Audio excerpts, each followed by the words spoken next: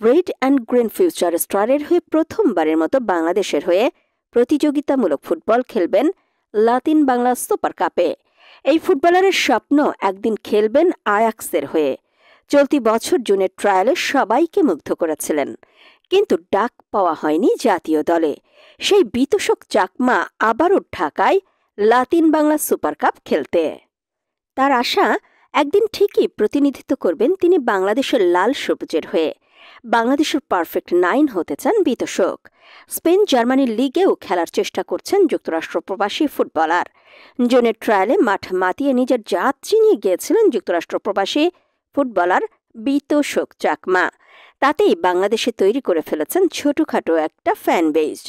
ভক্তরা বলছেন, বিতোষক চাকমা বাংলাদেশ ফুটবলের আধার ঘরের আলো। মাত্র 18 বছর বয়সী এই ফুটবলার হতে পারেন লাল সবুজের জার্সিতে একজন পারফেক্ট নাম্বার।